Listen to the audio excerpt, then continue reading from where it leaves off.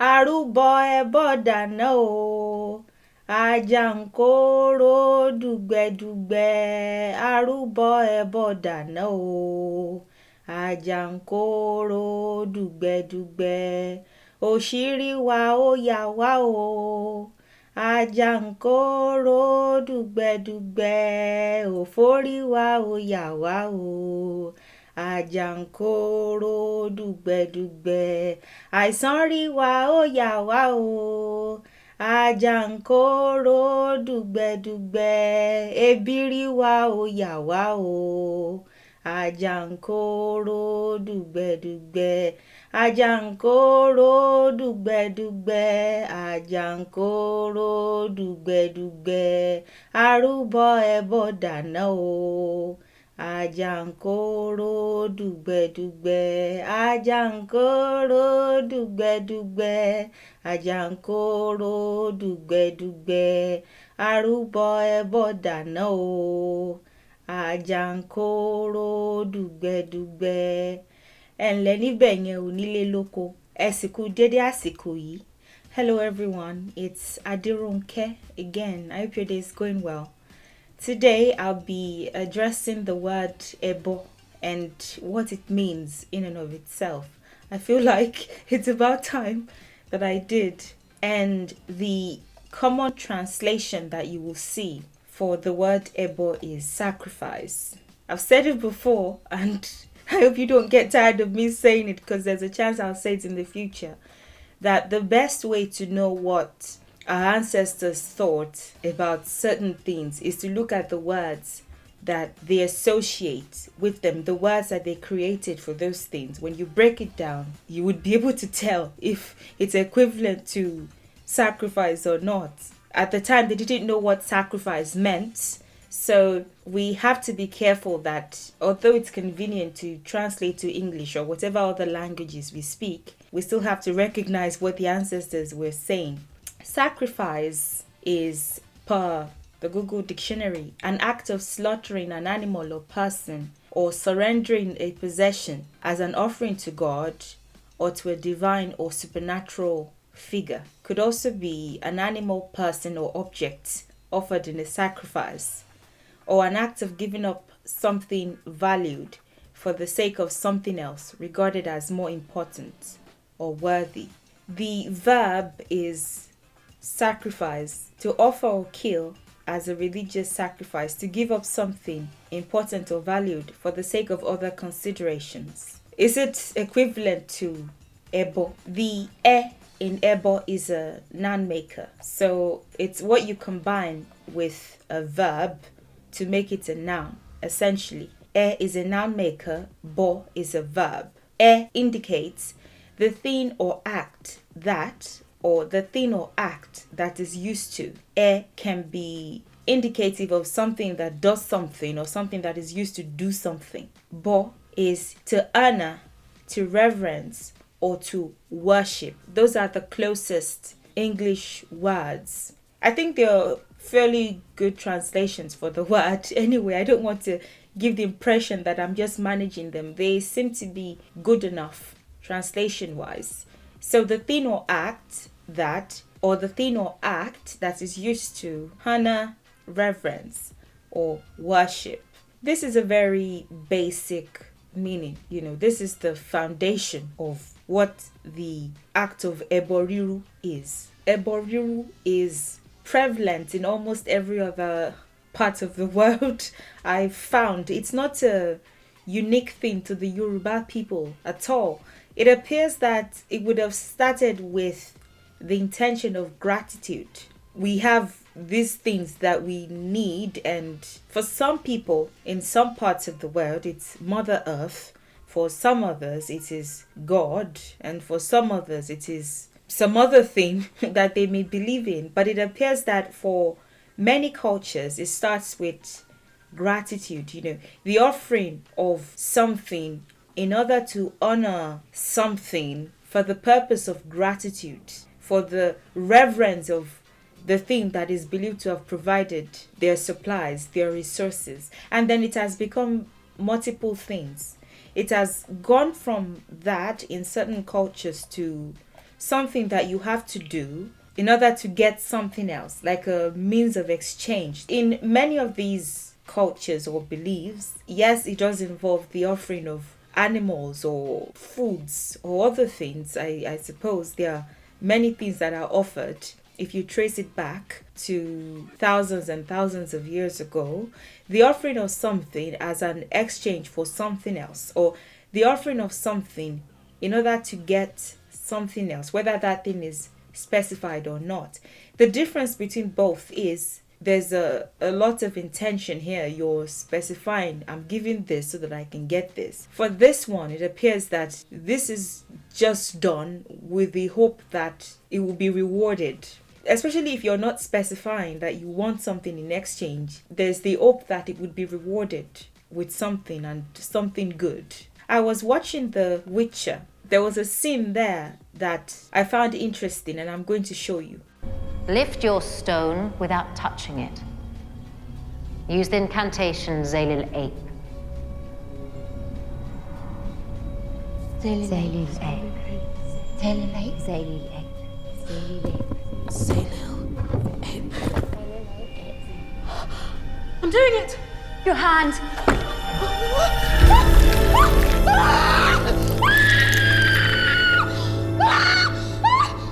This is the balance. Demonstrated beautifully. Thank you, Fringilla.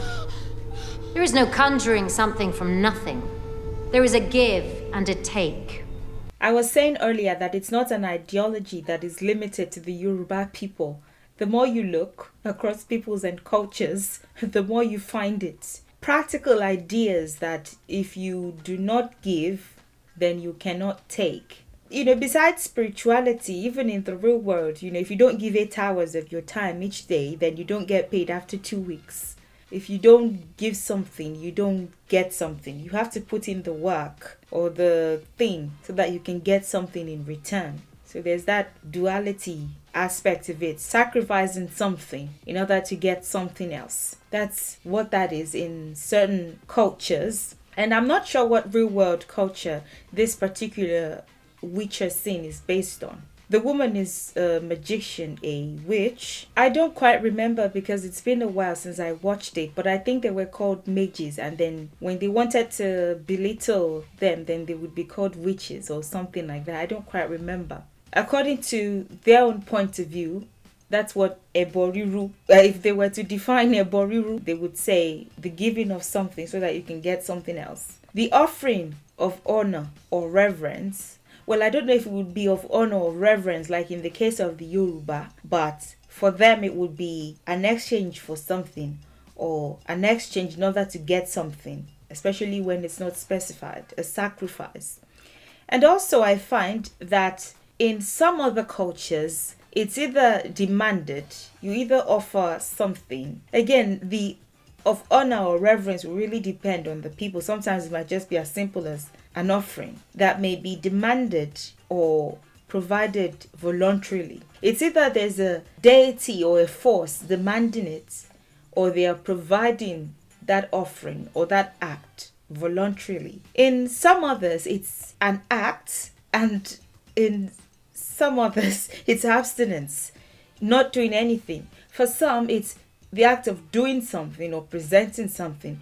For some others, it's refraining yourself from doing anything or from doing particular things. An act of honor or reverence that may be an inaction or may involve abstinence or may be an action. It has gotten quite intense in multiple cultures in which it becomes consequential or unnegotiable. It has become this thing that is not so basic anymore. Not just in gratitude, at the basic level, but something that is demanded of you even if you don't understand why. And it appears that in those cultures, it became the more painful the sacrifice, the more the reward.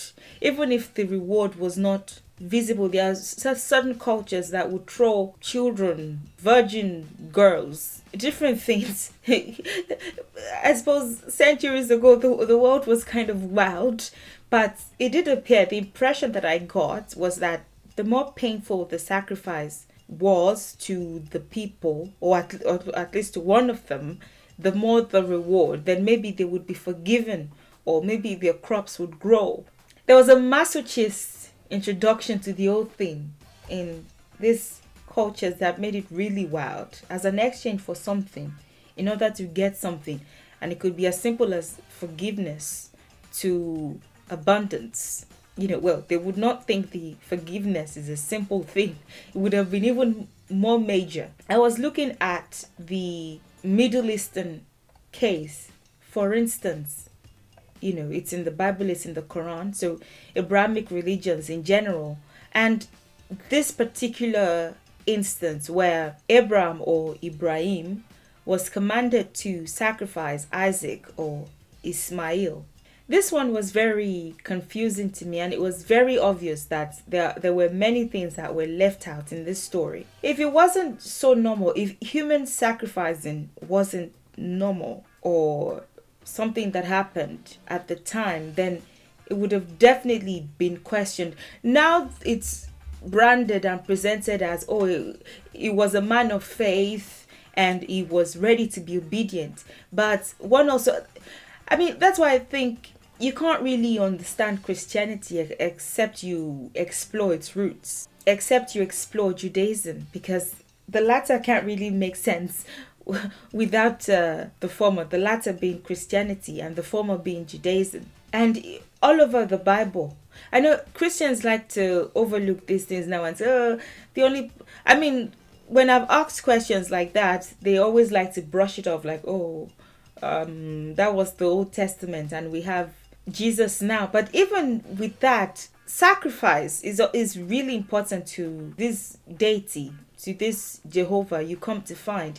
There is this, then you shall. And there's also this interesting thing where they were very specific about how they wanted their sacrifice to be presented.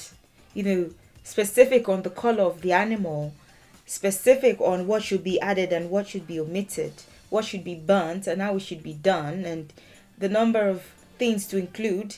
Then you shall bring the bull before the tent of meeting, and Aaron and his sons shall lay their hands on the head of the bull.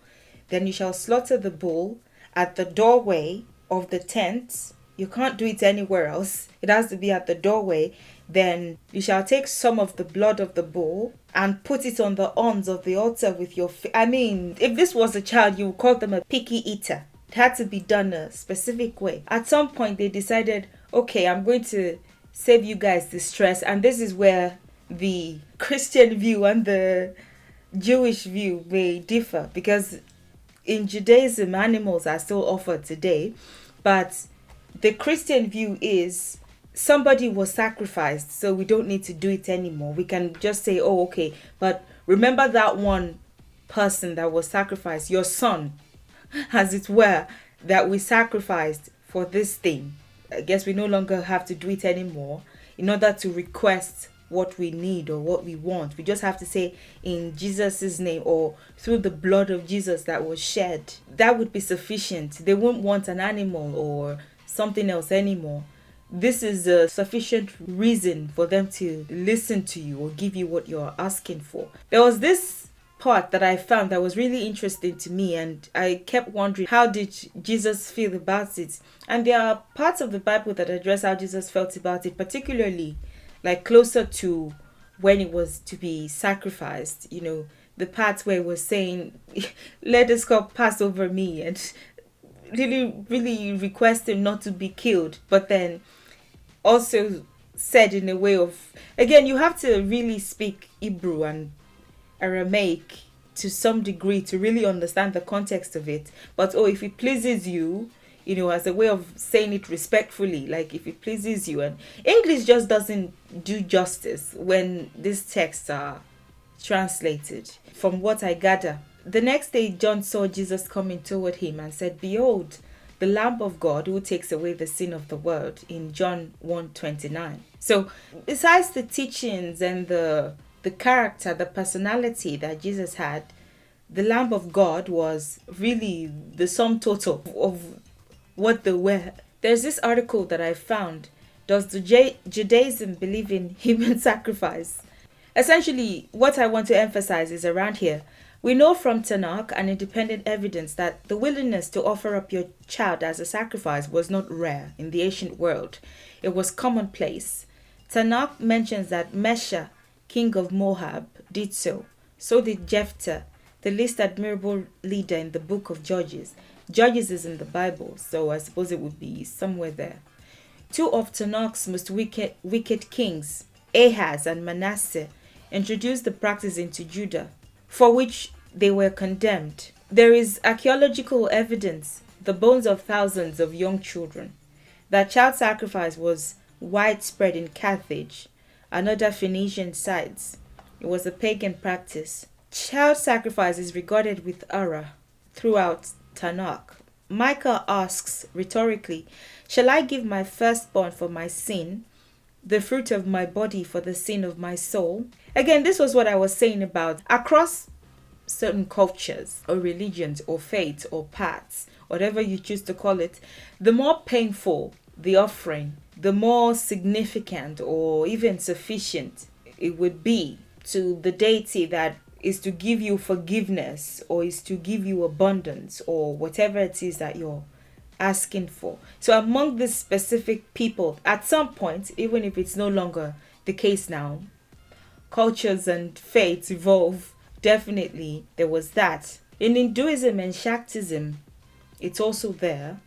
It's also really important. There's the interpretation of Sanskrit texts and the speaking of Hindu, neither of which I can do, that would really paint the full picture into why it's important. But yeah, it's important, and there are stories to back it up and instructions and things like that. In specific instances, you can even save a human life. And besides, I honor you and I'm thankful, sometimes it's a goat's life or a ram's life or a human life. Buddhism and other paths that have come out of it. For some other people, it is that any form of sacrifice, sacrifice is prevalent, is an important idea, even to them. But any form of sacrifice that involves hurt to another thing that has life is pain stored for oneself. If you don't create the life, it's not yours to give, is the approach.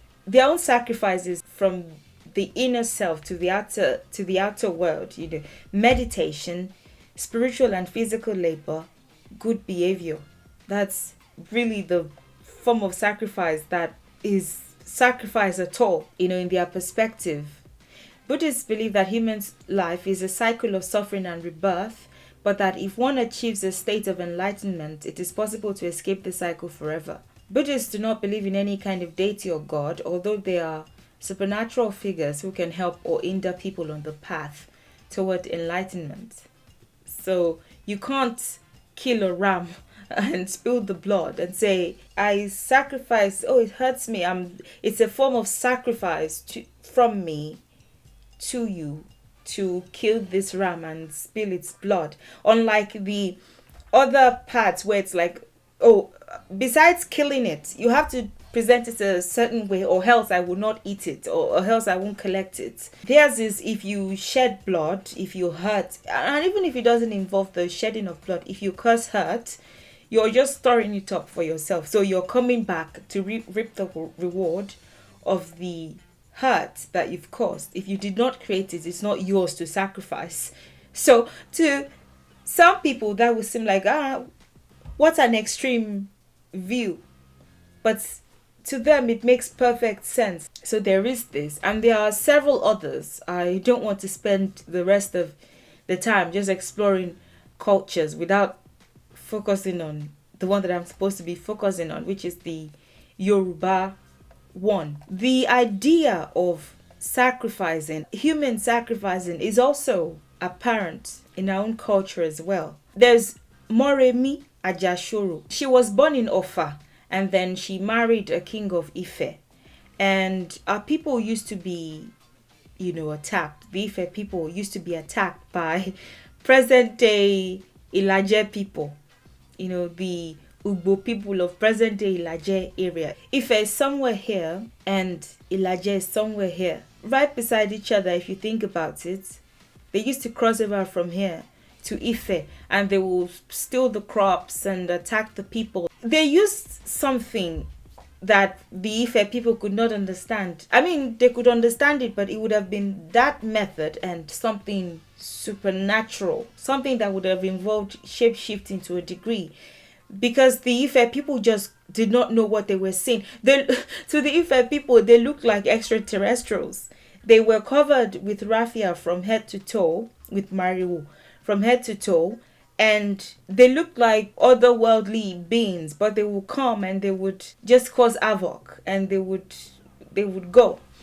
So, per the story, Esimiri, one of the more prevalent deities of the time, was apparently approached by Moremi, and of course, she wasn't I don't think there's any proof that she was a priestess of Esimiri, so she would have approached the priests and the priestesses of that particular river deity, and they would have told her that Esimiri's instruction was to let herself be kidnapped by the Ugbo people when next they came to raid. And being a very beautiful woman, of course it was going to work. Extremely beautiful. It's still said to this day. She allowed herself to be kidnapped, and I believe before that, perhaps she was made to, or she intentionally promised. Again, these stories, except it's documented, except there's actual proof, they get changed over time to fit a particular context. But per some people's version, she intentionally offered a child, Olurubo, and per some people, she wasn't exactly told what Esimiri would get from her upon giving her the ability to help the Ife people overcome this present day Ilaje people, these Ugbo people. So it really depends on who you ask. Different folks, different perspectives. Of course, immediately the Ugbo king saw her, he was mesmerized, and he took her with him and he married her. They were in bed one day, and she was saying, oh, she loved being with the Ugbo people and all that. But one thing that she didn't quite get, or that frightened her, was the otherworldly type of army that they have, like this extraterrestrial army that they have. And the king laughed and said, it's not like, this is what we do and this is how we do it. It's just raffia, but then we do these specific things to make it look like, I guess it involved a bit of shape-shifting as well, to make the raffia look creepy or something that the Ife people could not understand, because of course they knew what raffia was, but they did something to make it look really weird. And she was like, okay. So she, of course, escaped back to Ife, and she told them, like, oh, next time they come and invade, this is what to do and that is what to do, and set fire upon them. And that was exactly what the Ife did, and they were never bothered by this particular people again. So to the Ilaje people, she was a betrayer. She betrayed their king, and the love that he had for her. And to the Ife people, she was a heroine. So it really depends on who you ask. But the very point of this story, at least to what we're discussing, is the sacrificing of Oluorobo to Esimiri. Was it unprovoked? Why would a person willingly say, oh, I'm going to give you this very thing that would hurt me the most for your help? I mean, at this time anyway, why was it that was considered normal? There's the part of the story that is not as popular, that somebody explored. I'm trying to find the Facebook post, but the person explained that she was bullied or made fun of. I shouldn't use the word bully. Made fun of after the fact. And then she tried to return to Offa, where she was born, because she was a princess of Offa. But then something happened and they didn't let her back in. The idea is that she may have, offed herself as a result of the severe depression. But that part is left out of many stories. And I don't know how factual that is too. I'm going to see if I can find it so that I can show you where I found that. Everybody's just copying and pasting, so you're not sure who the original author was.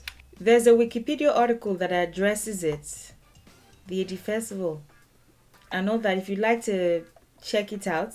But this was what I found The Ugbo warriors were attacked and quite a number of them were burnt to death.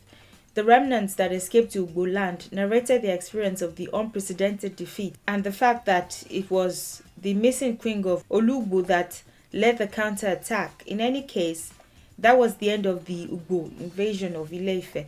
The Ugbo people were devastated on the number of casualties and the fact that the king must have revealed their secret to his consort. It was decreed that it has become a taboo for any Ugbo man to marry any fair-complexioned lady as a result of the Moremi experience.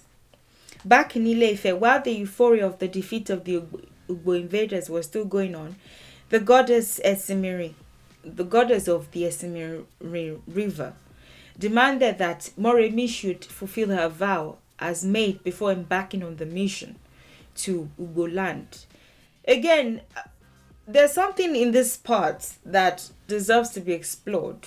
You know, if she wasn't a priestess of this particular deity, then somebody would have relayed the message to her that what was being requested was her only son, a child. Was it really, really true? Was that really what the deity was requesting? Or the person, this particular person in charge, was loyal to the Ugbo people or may have been from there, but undisclosed, and decided to revenge? I mean, these stories, I don't know. Except she was initiated, I don't think she would have been able to interpret the deity's message. So it would have been one of the, I don't know. I don't know. I suppose it's for the Ife people to explore. She was told to fulfill her vow. Moremi offered animals, foods, and other items, but Esimiri rejected all. The only sacrifice Esimiri wanted was Moremi's only child and son, Elaolu Orogbo. She eventually sacrificed him to the goddess in fulfillment of her vow. In appreciation, the entire Ile-Ife promised to be her children and fill the gap. However, the other queens in the palace mocked Moremi as being childless to spite her for taking much of their husband's attention, again because she was really beautiful. In anger, Moremi came to Ofa, where she was birthed, to meet her father, who was the reigning Olofa then.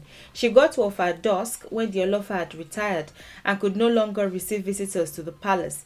The guards could not recognize her, apparently due to her disguise to escape from Ile-Ife, and instructed her to wait at the palace gate till dawn when the Olofa could see her. She insisted on entering the palace, but the guards stood their ground. How come they didn't know who the princess was? Was it that long ago that she left to marry the king of Ife? In frustration, she walked a few meters away from the palace gate and put her luggage beneath the araba tree. By the morning of the following day, the Olofa was informed of the strange female visitor that came the previous night, and the king asked that she should be brought before him. However, when the guards went to fetch her, she could not be found. Only her luggage was brought before Kabiesi, and he instantly recognized them to be Moremi's own. The spot where she left her luggage was where the original Moremi's house was erected, directly opposite the Olofa's palace. Moremi was never seen again. The probability of her disappearance was that she eventually ended up with her beloved son in the same river.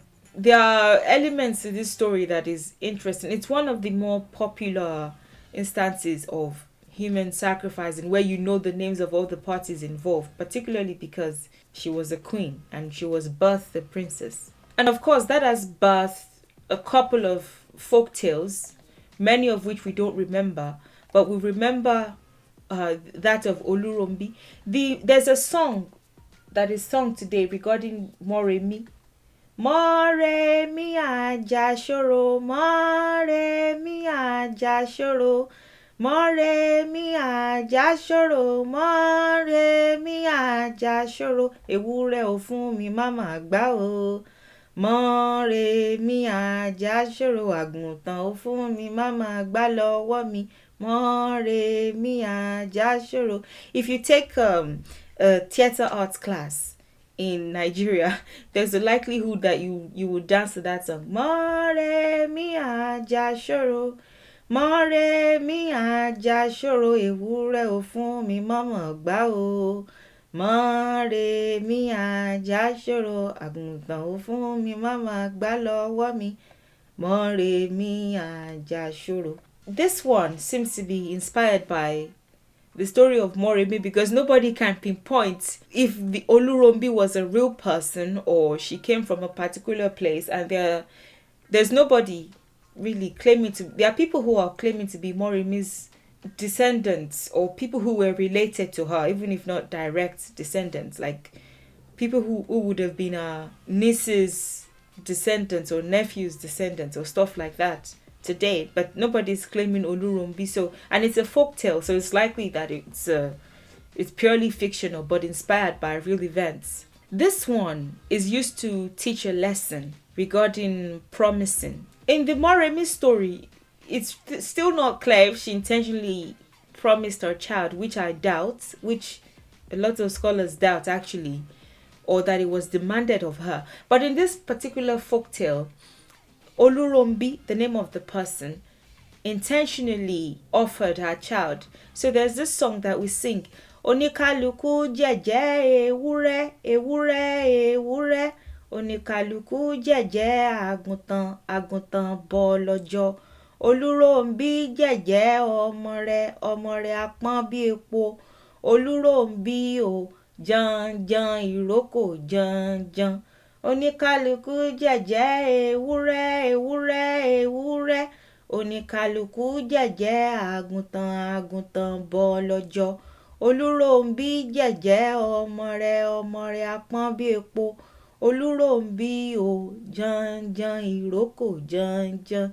So some people offered goats, some people offered sheep, plump sheep, but Olurombi offered her child, a light-skinned child. Again, don't think about it with the current mentality. This was a descriptor. Olurombi o, jan jan ìrókò jan jan. For some, it was in their own version of the story, the way their own parents and ancestors told them. It was people requesting children, and they went to Iroko Oluwere, the spirit of the Iroko tree, to present their request. And maybe in their case anyway, per their claim, again it's a folktale, but per how it was presented to them, she could not have children, and she promised that if she could begin to have children, she would give her firstborn child to Iroko Oluwere. For some others, it was that she did not have business success, and whenever she took things to the market, she would come back with them. She did not sell.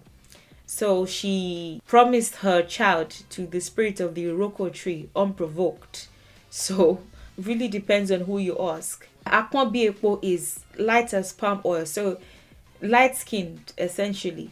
Human desperation, the power of the tongue, the sanctity of promise, and the consequence of deceit are the 4 themes. And I saw somebody's analysis of it and I found it very interesting. Unfortunately, I can't find it, but these were the 4 things that they highlighted. It was a political article, but I found this part of the article interesting. Nobody asked you to promise your child, but you're promising your child. How does that make sense? How desperate can you be? The power of the tongue, the sanctity of promise, the consequence of deceit. Deceit being she did not think that Iroko Oluwere would ask for the child, that the spirit of the Iroko tree would ask for the child. Like, she thought that would only impress the spirit. For this folktale, she offered goats and rams and all that, but this Iroko tree said no. It was the child that she promised that they want, So this is just to show that from folktales to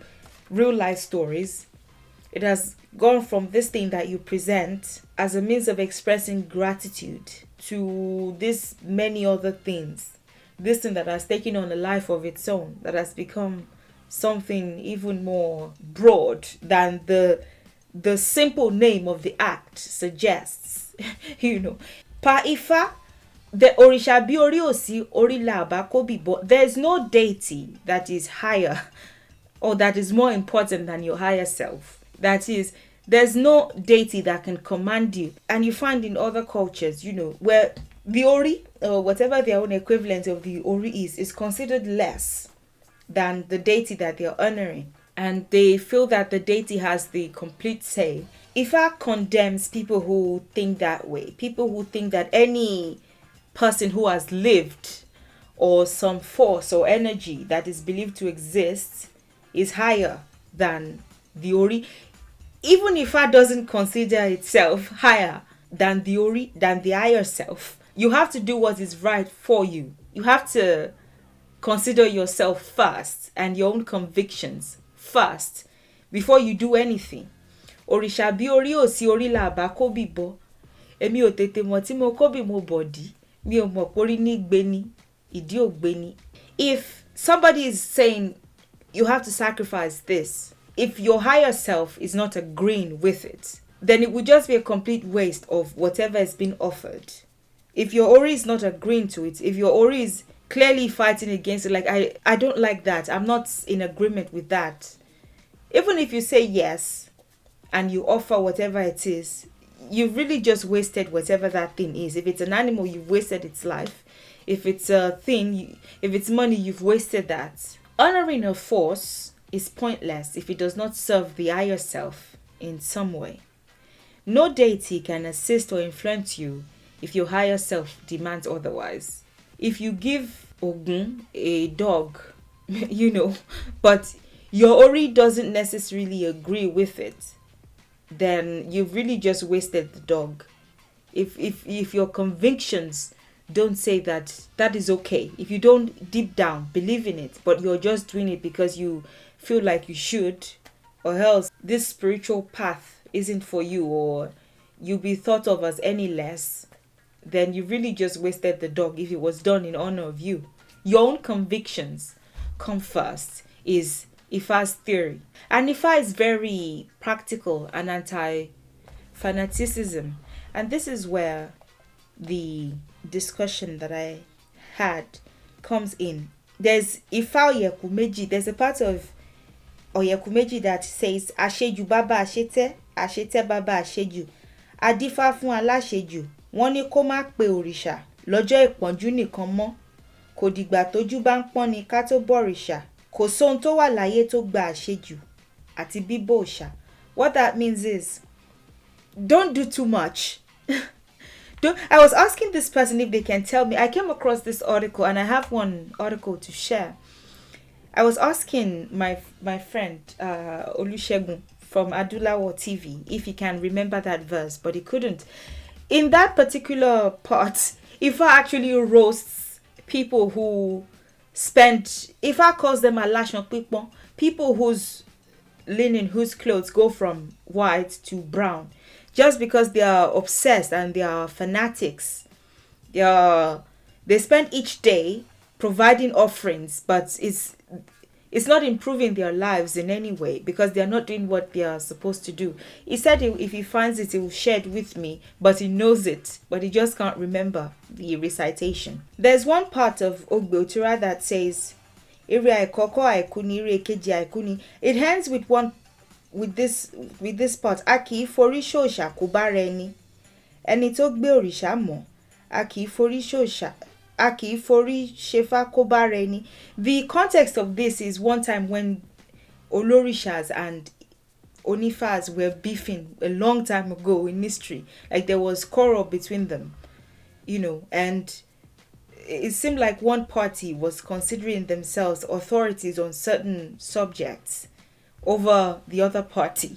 So that's like the context of this particular verse. But this one was against fanaticism, I know everything, or I'm the one to ask, I'm the authority on this thing, on rírú, or you have to do it this way, or you have to. He shared a couple with me, There's one from Ejiobara, and there's one from Moremi that just address like the downsides of fanaticism. Ifa, the body of work, was compiled by human beings like you and I, so it didn't drop from the sky.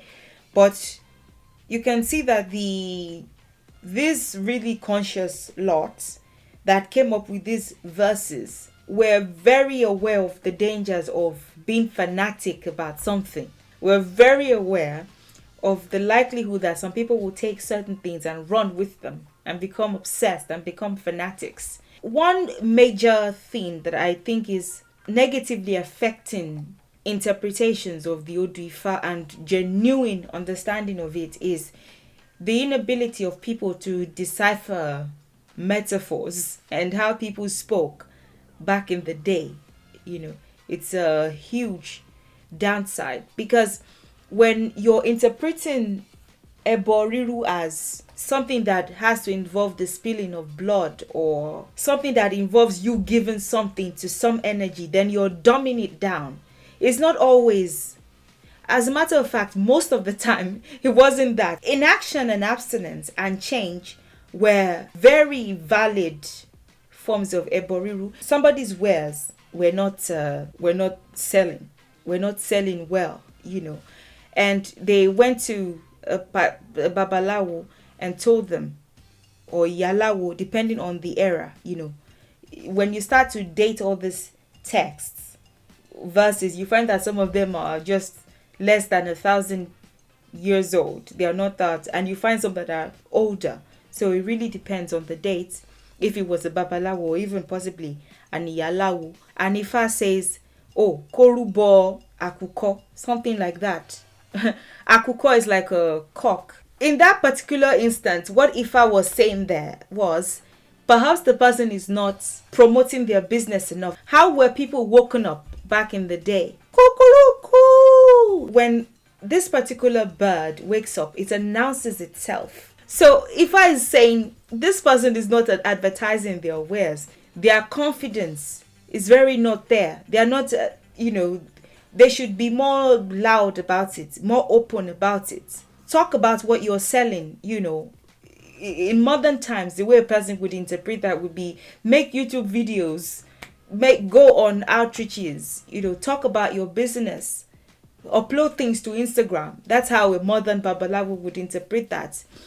But if a person who does not understand the metaphor of that, or who does not understand how people spoke in that particular era, again, depending on how you date it, if the person does not understand it, they'll tell you to bring a hen or a cock for them to sacrifice, and then you sacrifice that, and there's really no difference.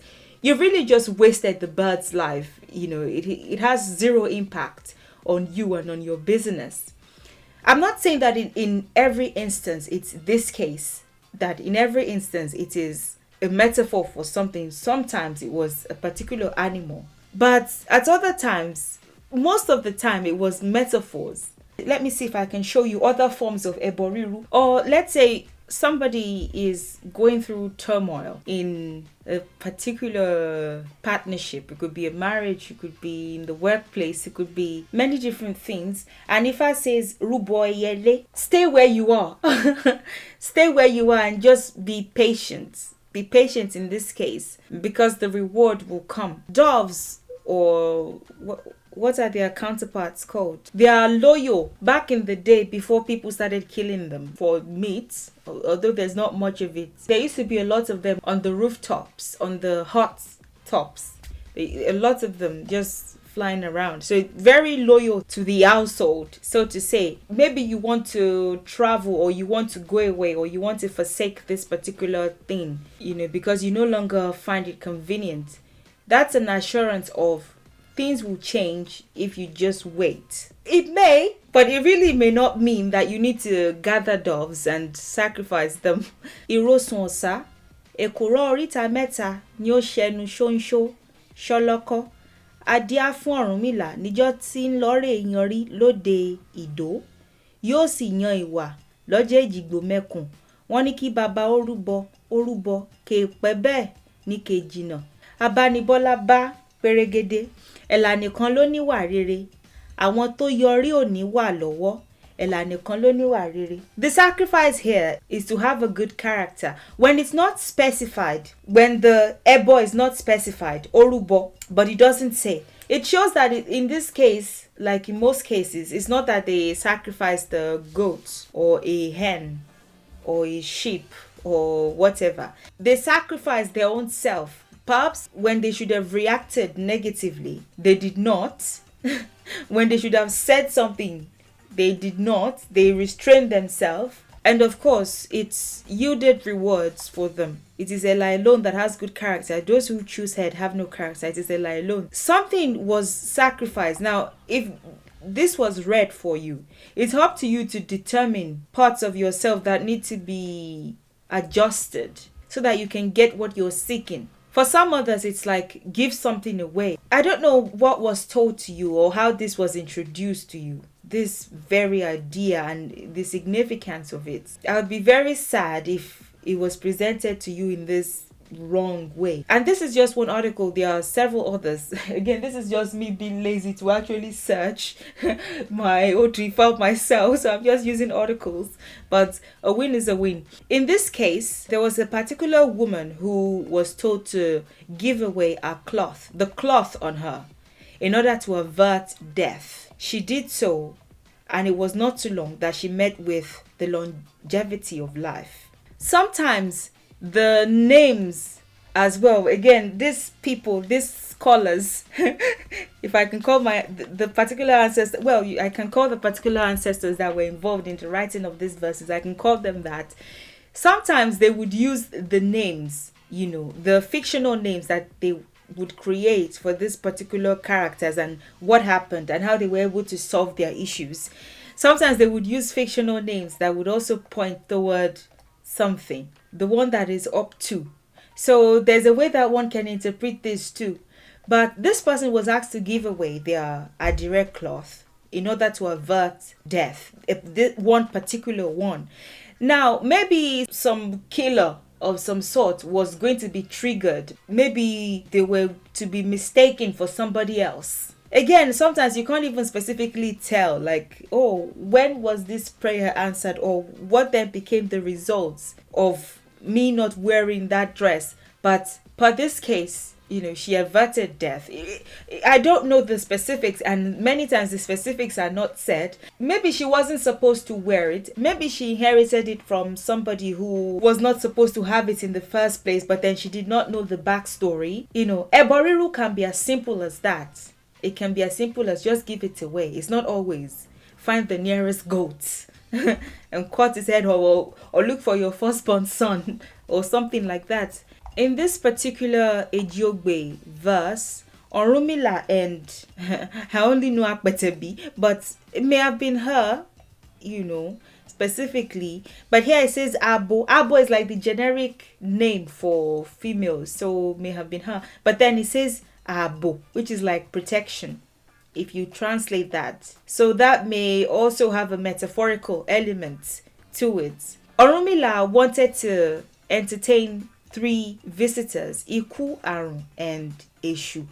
Probably he did not even know who they were at the time. They just looked like 3 regular human visitors.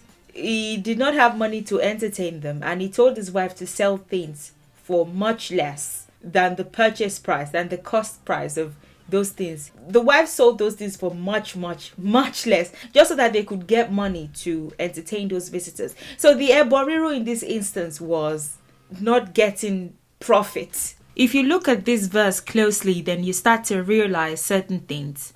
If you look at the items that were supposedly sold, for instance, the roke, the irukere, and the yere powder, these are divination items.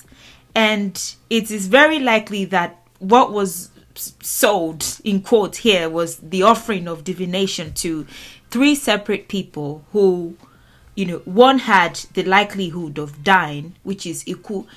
The other was, supposedly battling some illness, which is Arun. And Eshu, perhaps somebody who had done something wrong and was now being punished for it. Not getting profit here was the sacrifice that Orunmila had to make. From what I see, if you ask me, I really don't think that the wife went to some markets to sell. It could have been, but the fact that these specific items were mentioned shows that divination was what was being sold, in quote. Typically, Orunmila would charge something better. Let's say it was particular amount, 1,200 for divining for them and for his wife to nurse them to health. He charged them something ridiculous. And I think this was what made the wife burst into tears as well, like all this hard work. But then he had to. And because of that, his own household was spared. Perhaps these people were not able to pay the full price. He let them go. He allowed them to pay something ridiculous, and his own household was spared those things that they were battling with, kind of thing. So sometimes you have to pay attention to what is mentioned, what is emphasized, and the metaphor.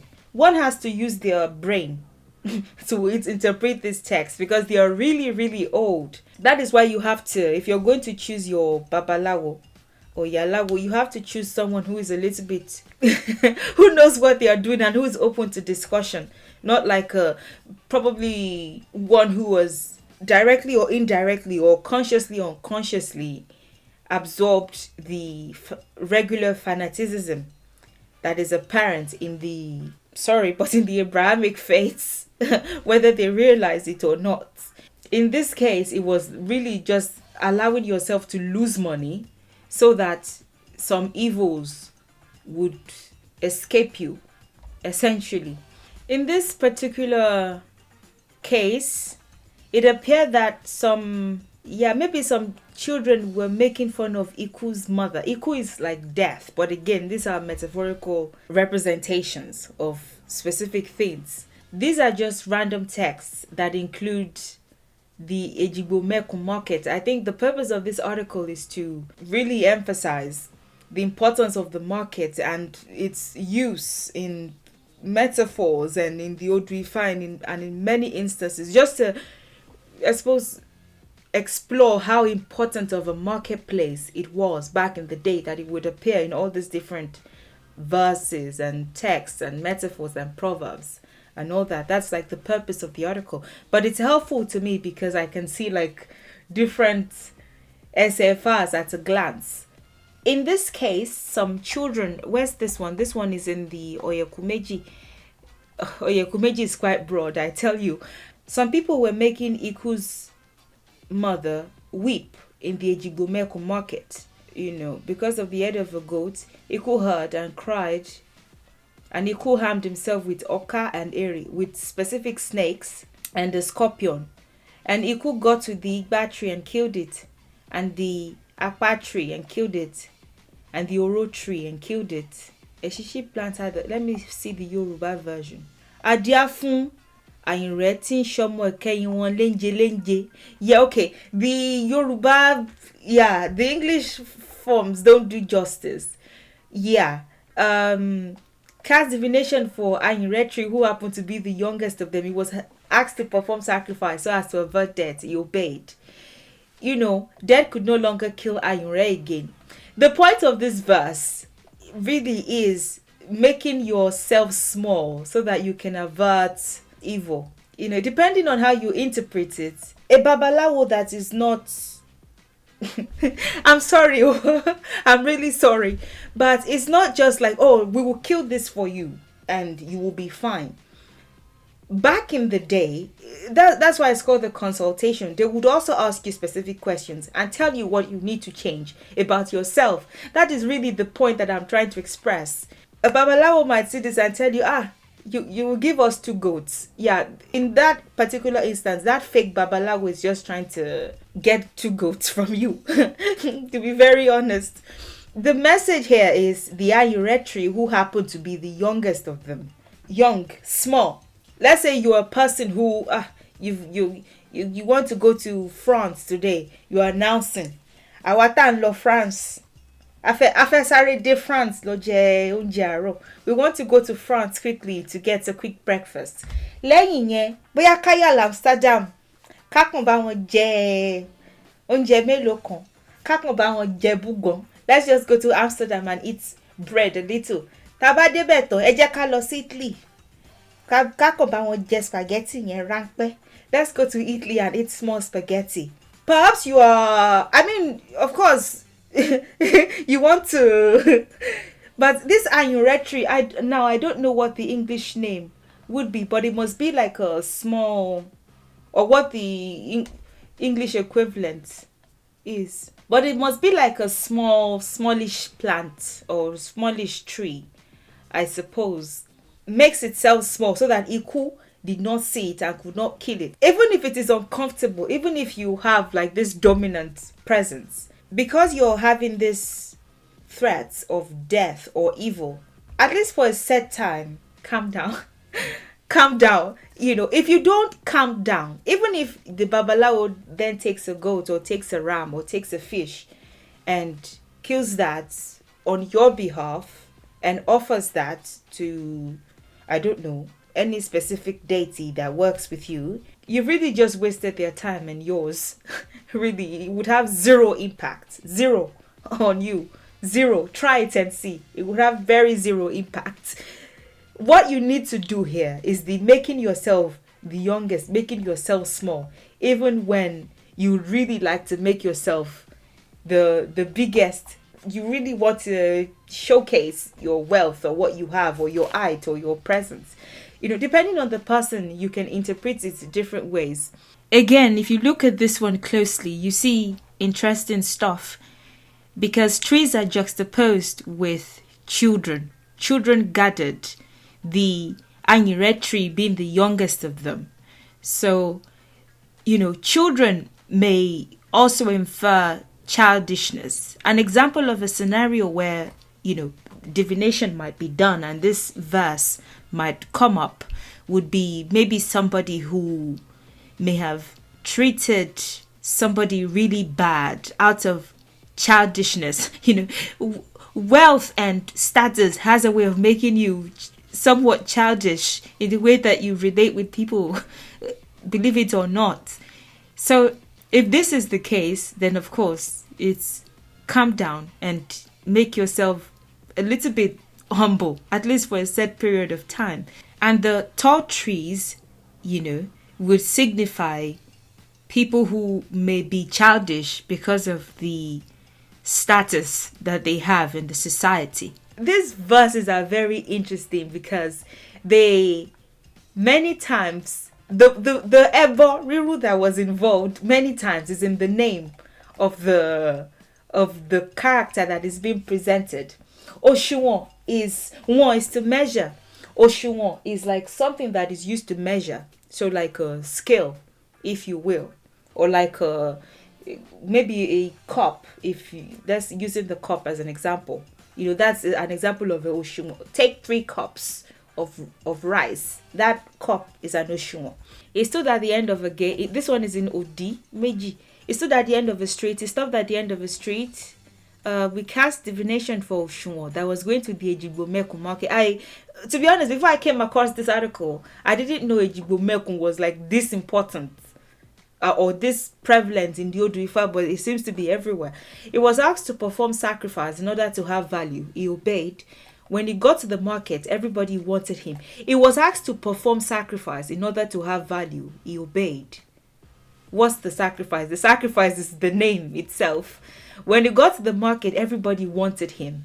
It was dancing and rejoicing. It was praising the Ifá priest and the priests or priestesses. We'll talk about that too sometime. Were in turn praising Ifá. He opened his mouth and began to, he said, it is true, you are well versed as a Ifá priest. Òṣùwọ̀n, it is true, you are well versed as a Ifá priest. Òṣùwọ̀n is measurement. Be balanced in your speech and in your action. Know when you're doing too much and know when you're not doing enough so that you can have value. If somebody divines for you and this particular, and it's Odimeji, and this is the verse that per hearing you speak or per what you've told Ifá secretly, which the Babalawo does not really need to hear, what you told Ifá, like, okay, and this part comes out intuitively, the Babalawo would recite this for you and tell you that there might be something about your character that needs balance. And there are many people like that who don't know when they are saying too much. And I suppose it's a very common human flaw. When you don't know when you're saying too much, or that's too much information, or you're not doing enough. Inner balance really is not always very common in everybody. So that's what this part is saying, like, have a level of balance, mental balance, emotional balance, balance in speech, balance in action, so that you can have value. There are many people who are intelligent today, that are wealthy, that are everything, but they just don't know when to stop talking. And it pisses everybody off. They just have zero self-control. So that is really the sacrifice here. Now, if this comes out for you and your babalawo just randomly says, okay, maybe let's just kill a goat for you, or maybe let's just, fine. But if they don't tell you this part, then they really just wasted your time. That's why you need to ask, especially for people who are new to Isheshe like us. A good babalawo would not consider it annoying. Once they start to get angry, oh, why are you asking me? Just know that you're falling into the arms of a scammer. You would ask, tell them to recite it for you, because it's not just you have to be able to know how they got to the conclusion that it was a fish that you needed. That's the difference between the spiritual path and the religion. There has to be a conversation.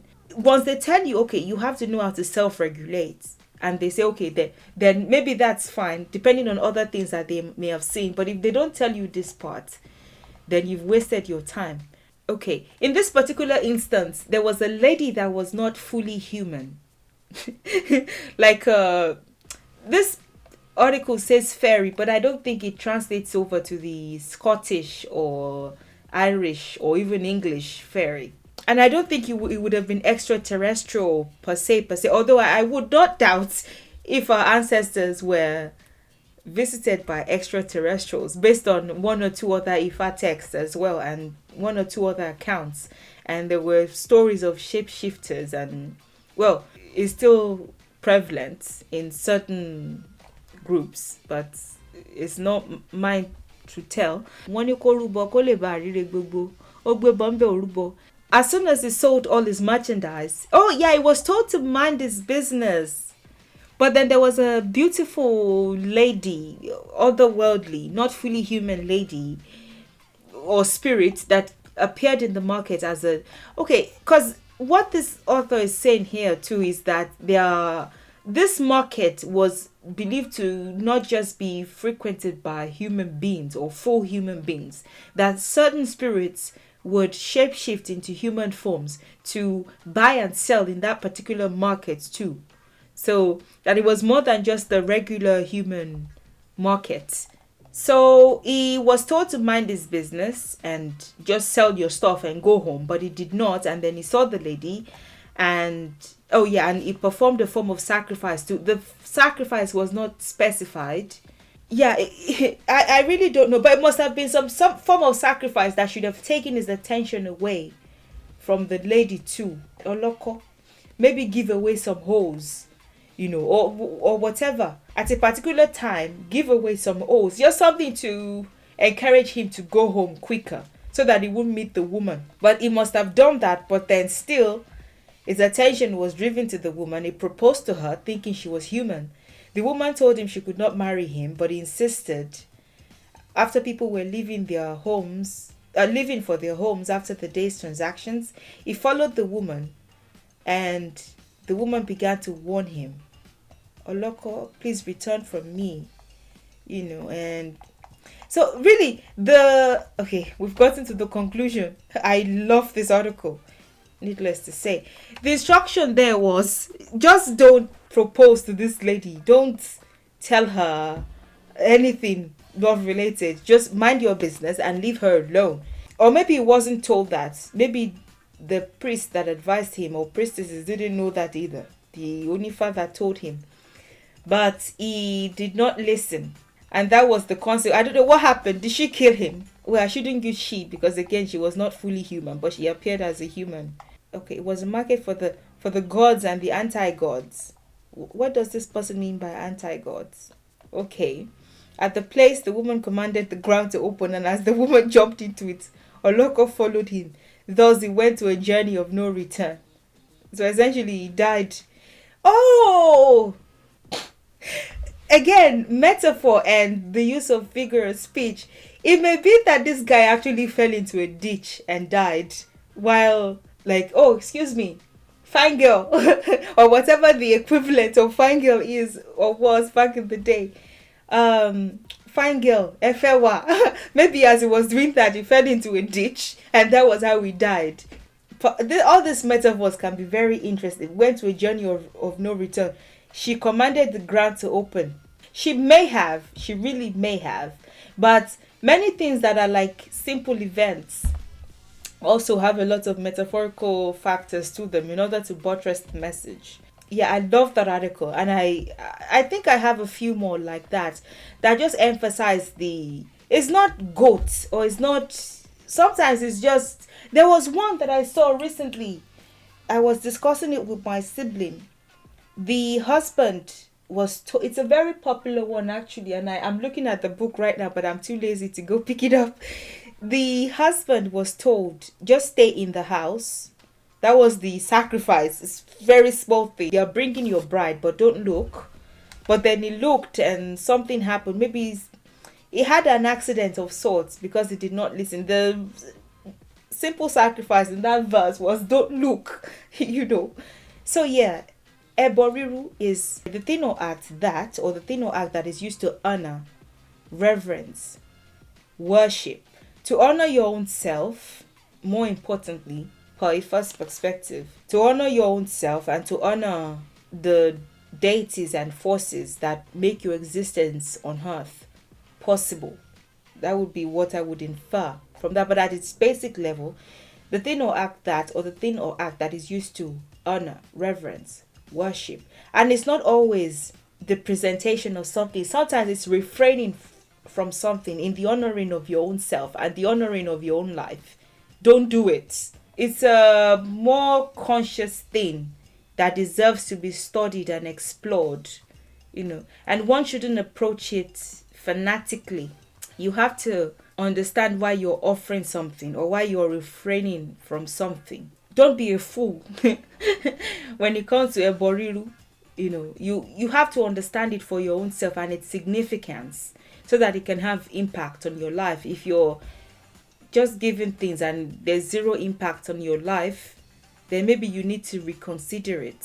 For Ifá's perspective, you need to consider if it's appealing to your higher self, or if your higher self and your deeper convictions are telling you otherwise. Thing that is used to honor, to reverence, to worship, but ensure that whatever it is, it involves the honoring of your own self first. There's a very low energy, very low brain approach that many people have to it, thanks to Hollywood. It's not Hollywood's fault. Nollywood, and just the people who seem to be at the forefront of presenting the spiritual system to people who know zero about it. And that's why they describe it with words like fetish and evil. Most of these people, Christians or Muslims themselves, know zero about the things that they speak of or the things that they depict, and they don't really want to know anything. They say, oh, I'm a rubo. Go and bring your child. Go and bring your... don't waste the life of your child on stupid things that will not work for you. I think it's a good place to stop. If you have any questions, please don't hesitate to ask. Thank you for watching and for your time. And I'll see you in the next video. And thank you so much for your support in the many ways that you support me. Many, many ways. Thank you so much. And your comments and your likes and everything. And I'll see you in the next one. Enjoy the rest of your day. And bye for now.